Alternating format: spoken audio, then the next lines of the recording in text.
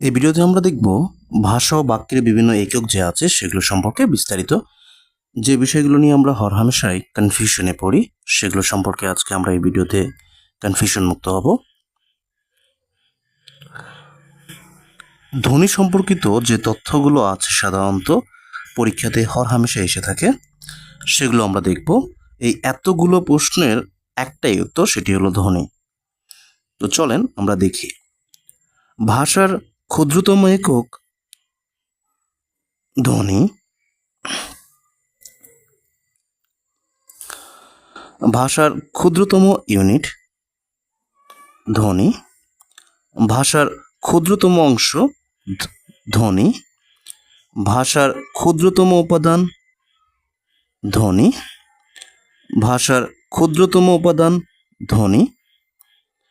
ভাষার মূল উপাদান ধ্বনি।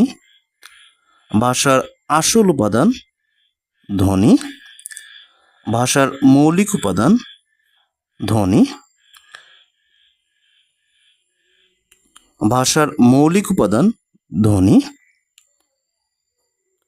ভাষার প্রধান উপাদান ধ্বনি। ভাষার স্বর বলা হয় ধ্বনিকে। ভাষার শব্দের, এগুলো সবগুলোই ভাষার একটাই উত্তর, ধ্বনি। এবার আসি আমরা শব্দের ক্ষেত্রেও কি কি জায়গাতে ধ্বনি উত্তর হয়। শব্দের ক্ষুদ্রতম একক ধ্বনি। শব্দের ক্ষুদ্রতম ইউনিট ধ্বনি।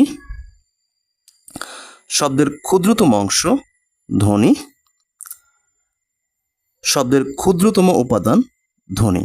এই এতগুলো প্রশ্নের একটাই উত্তর, সেটি হলো ধ্বনি। এবারে আমরা দেখব যে বাক্য কোনগুলোর উত্তর হয়।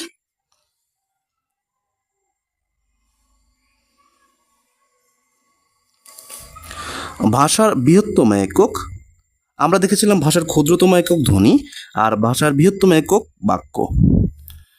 ভাষার বৃহত্তম ইউনিট বাক্য।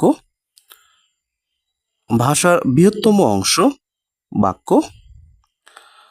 ভাষার বৃহত্তম অংশ বাক্য। ভাষার বৃহত্তম উপাদান বাক্য। ভাষার ছাদ বলা হয় বাক্যকে।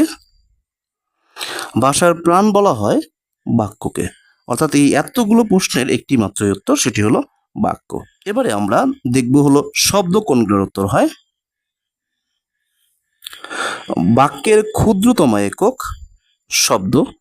আমরা শুরুতে দেখেছিলাম যে শব্দের ক্ষুদ্রতম একক সেটি হলো ধ্বনি। এবার আমরা দেখছি বাক্যের ক্ষুদ্রতম একক সেটি হলো শব্দ। বাক্যের ক্ষুদ্রতম ইউনিট সেটি হলো শব্দ। বাক্যের ক্ষুদ্রতম অংশ সেটি শব্দ এবং বাক্যের ক্ষুদ্রতম উপাদান শব্দ। এই চারটি প্রশ্নেরই একটি উত্তর, সেটি হলো শব্দ।